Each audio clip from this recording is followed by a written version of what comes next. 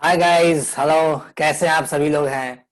तो आप सभी का मैं स्वागत करता हूं अपने इस प्यारे चैनल पर, आप सभी विद्यार्थियों का।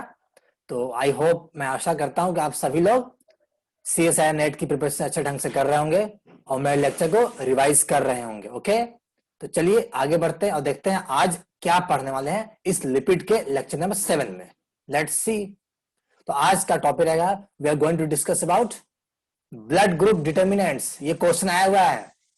अगर आप CSIR का प्रीवियस ईयर क्वेश्चन देखें तो वहां पूछा है कि ब्लड ग्रुप डिटरमिनेंट कैसे होता है।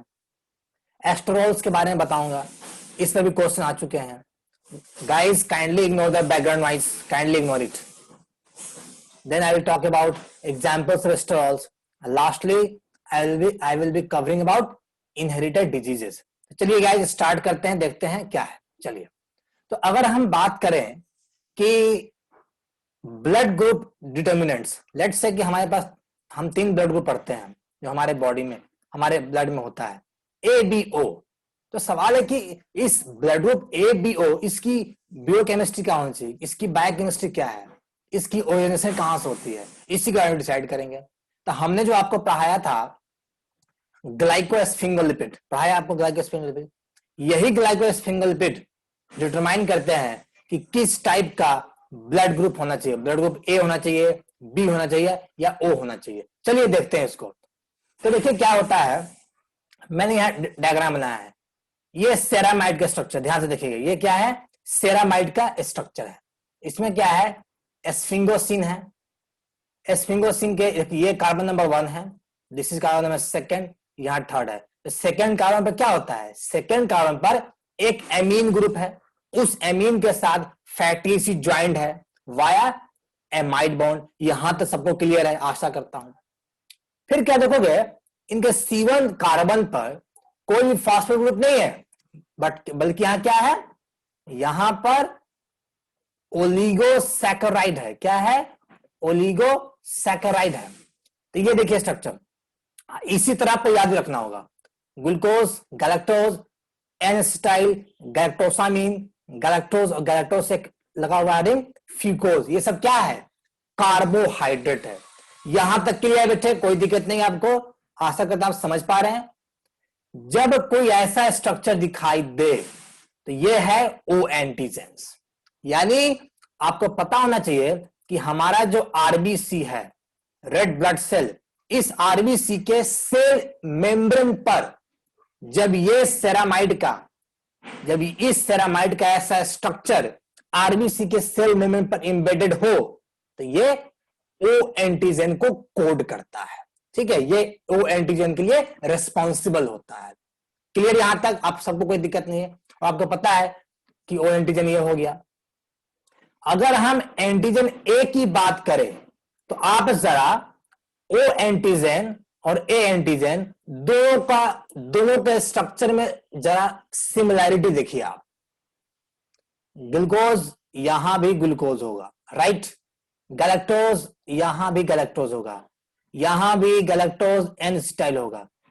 ठीक है, यहां भी गैलेक्टोज होगा और यहां भी फ्यूकोज होगा। मतलब ओ एंटीजन का सारा स्ट्रक्चर ए एंटीजन में है, बट इसमें स्पेशलिटी क्या है जो कि ए एंटीजन को ओ से अलग करता है, यही देखना है हमें। तो यहां देखिए, ये जो पार्ट है, ये पार्ट दोनों में सेम है, लेकिन डिफरेंस क्या आ गया? इस गैलेक्टोज जो आपका कार्बोहाइड्रेट है, इससे एक्स्ट्रा मॉडिफाइड कार्बोहाइड्रेट जुट गया, उसका नाम था एन-एसिटाइल गैलेक्टोसामीन। तो अगर क्वेश्चन कल को पेपर में आता है कि ग्लाइकोस्फिंगोलिपिड पर जब एन-एसिटाइल गैलेक्टोसामीन कार्बोहाइड्रेट का मॉइटी अटैच होता है तब क्या बनता है? ए एंटीजन होता है। यहां तक आशा करता हूं आप समझ पा रहे होंगे चीजों को। क्लियर? No problem? क्लियर बेटा? चलिए देखिए, यहां भी लिखा नहीं है बट ये भी स्फिंगोसिन है, यह भी फैटी एसिड है, दिस इज सेरामाइड। ठीक है, यहां भी वही हालत है, सेम थिंग। ये स्ट्रक्चर यहां जो ये जो आपका स्ट्रक्चर दिख रहा है, ये स्ट्रक्चर सेम है ओ एंटीजन का, बट फिर यहां कोई डिफरेंस आएगा। यहां डिफरेंस क्या आया कि इस गैलेक्टोज रिंग से मैंने एक एक्स्ट्रा गैलेक्टोज रिंग लगा दिया, जिसकी वजह से ये बी एंटीजन की तरह बिहेव करना शुरू कर दिया। तो अगर कोई भी स्पेशल कार्बोहाइड्रेट मॉइटी अटैच नहीं है तो वह ओ एंटीजन बन जाएगा। अगर उसके पास एन एसिटाइल गैलेक्टोसामिन नाम का कोई कार्बोहाइड्रेट मॉइटी अटैच है तो वह बन जाएगा ए एंटीजन। अगर वहां पर एन एसिटाइल के बदले गैलेक्टोज नाम का कोई कार्बोहाइड्रेट मॉइटी आ गया तो वह बन जाएगा बी एंटीजन। आशा करता हूं इसके बाद दोबारा आप कहीं भूलोगे नहीं। ये पेपर में आ चुका है, हो सकता है पेपर में दोबारा रिपीट हो जाए, खास करके CSIR के पेपर में जो है ना आपका सेक्शन बी, उसमें ये पेपर में आ सकता है 2 नंबर के लिए। ठीक है, 2 नंबर भी काफी इंपॉर्टेंट होता है कट ऑफ पार के लिए। ठीक है बेटा, चलिए आगे बढ़ते हैं। अब हम बात करेंगे आपके एस्ट्रोल्स के बारे में। तो एस्ट्रोल्स को देखा जाए, चलिए आपको डायग्राम समझाते हैं इसको। ये आपका सॉलिड वेज डायग्राम, इसको छोड़ दीजिए, इसको इग्नोर कीजिए, इसको इग्नोर इट। ठीक है, ये देखिए, अगर एस्ट्रोल्स की बात करें तो ध्यान से जरा देखो स्ट्रक्चर पर। सभी बच्चे यहां ध्यान दो, राइट साइड फिगर में यहां पर ABCD 4 रिंग दिख रहा है ना आपको। इसी 4 रिंग को कहते हैं fused carbon ring and they are also known as steroid nucleus. इस बात को याद रखना, क्वेश्चन डायरेक्ट यहीं से पूछ सकता है। इस 4 एस्टेरॉइड रिंग में रिंग नंबर A, B और C क्या है? 6 कार्बन का रिंग है। क्लियर है, कोई दिक्कत नहीं। चौथा जो डी रिंग है ये 5 कार्बन का है। ठीक, क्लियर। इस रिंग के इस 17 नंबर कार्बन से एक अल्काइल साइड चेन अटैच है। इस पोलर OH को इग्नोर करना। ये पोलर OH एस्टेरोल्स में नॉर्मल तरीके से नहीं होता है, क्योंकि जब OH अटैच होगा इस एस्टेरोल्स में तब एक नया एस्टेरोल बनेगा, वो बताएंगे, अभी टेंशन ना लो। तो आशा करता हूं यहां तक क्लियर हो गया होगा आपको। इसका फीचर समझा रहा हूं। इसमें 4 रिंग होते हैं ABCD, उसको कहते हैं फ्यूज कार्बन रिंग, उसका एस्टेरॉइड न्यूक्लियस कहते हैं। 4 में से 3 रिंग 6 कार्बन का है, चौथा रिंग 5 कार्बन का है। 5वें कार्बन का रिंग जो है 17 कार्बन पर एक अल्काइल साइड चेन अटैच है। यहां तक आशा करता हूं सबको क्लियर हो गया होगा। अब आगे बढ़ते हैं। अगर देखा जाए तो ये जो एस्टेरॉइड न्यूक्लियस है ABCD, ये ऑलमोस्ट प्लेनार है और रिजिड है। यही स्टेटमेंट देकर के सेक्शन B में सवाल पूछ सकता है आपसे एस्टेरोल्स के बारे में। इसे तैयार रहना कि चारों का चारों रिंग मोरलेस क्या है? प्लेनार है। प्लेनार मतलब इस तरह एक प्लेन में जब सारे एटम एक प्लेन में चिपक जाए तब कहते हैं प्लेनार है। क्लियर हो गया, कोई दिक्कत नहीं है। ठीक, रिजिड है यानी फ्लेक्सिबल नहीं है। सबसे इंपॉर्टेंट बात, ये रिजिड क्यों है? क्योंकि इन ABCD रिंग में कार्बन कार्बन बॉन्ड जो है, मान लो ये कार्बन कार्बन बॉन्ड हो गया, ये कार्बन कार्बन बॉन्ड हो गया, ये कार्बन कार्बन बॉन्ड, इनके बीच में रोटेशन अलाउड नहीं है। थोड़ी सी केमिस्ट्री समझ लो। मान लो ये कार्बन है, ये भी कार्बन है, यहां मैंने रखा, यहां रखा, इसके बीच में ऐसा ऐसा कोई रोटेशन अलाउड नहीं है। इस रोटेशन नहीं अलाउड की वजह से ये क्या है? रिंग आपका रिजिड हो गया। क्लियर है, कोई दिक्कत नहीं, बातें क्लियर है, समझ में आ रही है। चलिए आगे बढ़ते हैं।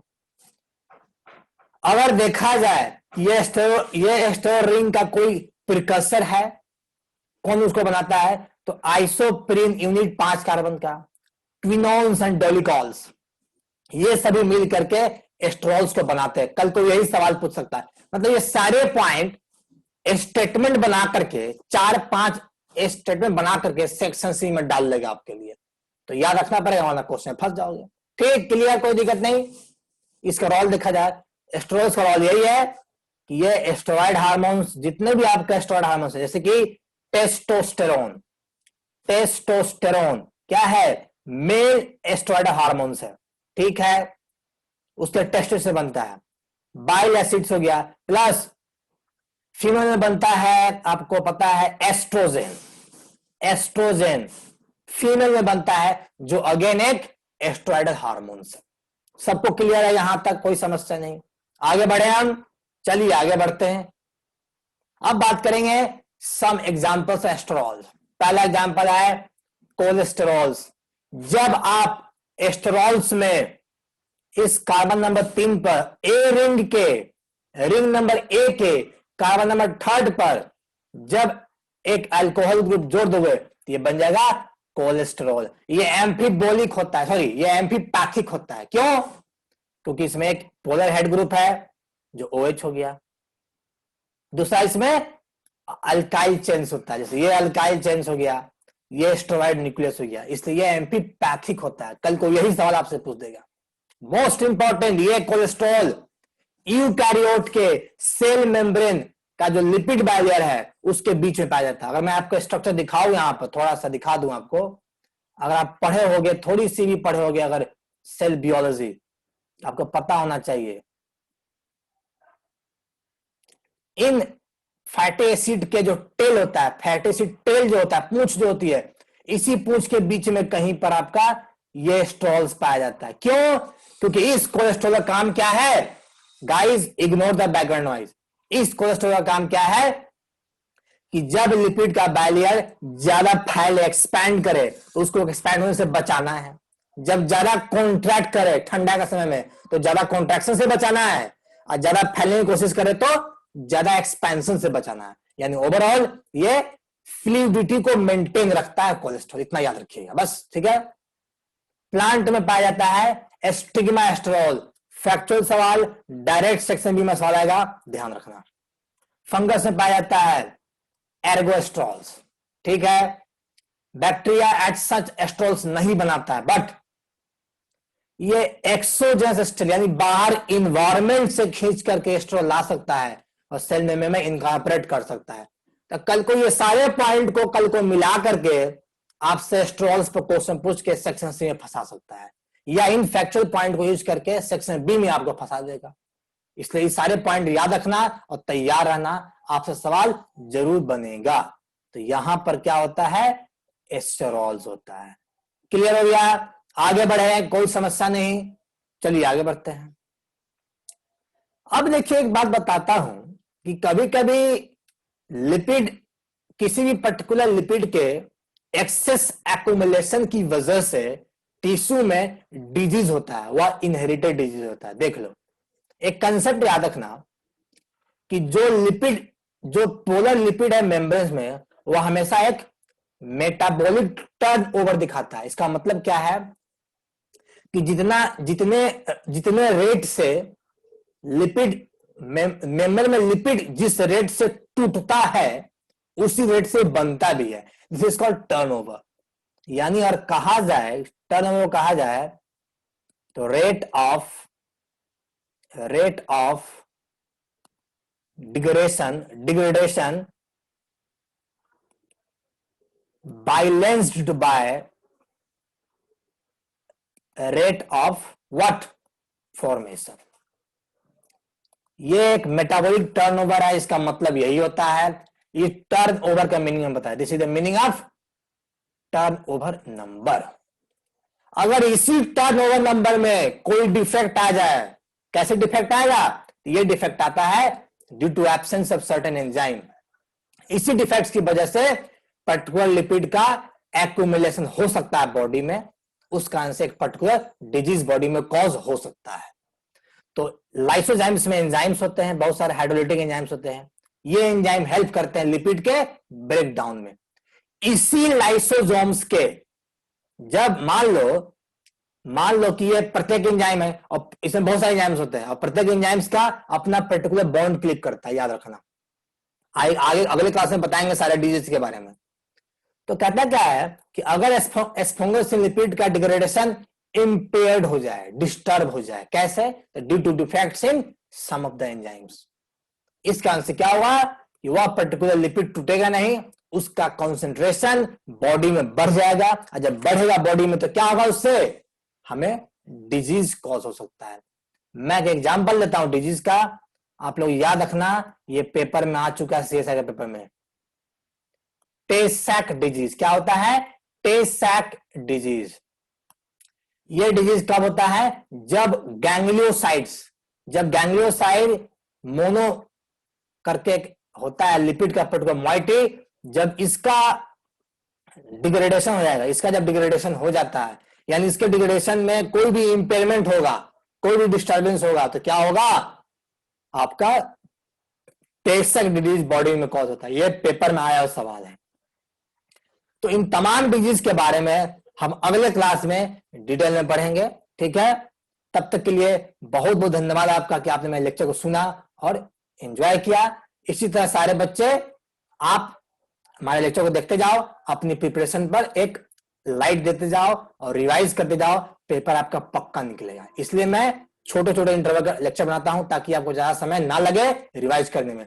इसका नोट्स बना के रख लेना ताकि बार बार वीडियो देखने की जरूरत ना पड़े, ठीक है बेटा। इसी के साथ वीडियो को खत्म करता हूं। Tata bye bye, take care, और लाइक कर देना पसंद आए तो, और नए बच्चे सब्सक्राइब जरूर करना। Bye, take care. फिर मिलते हैं अगले दिन एक नए बैच नए टॉपिक के साथ।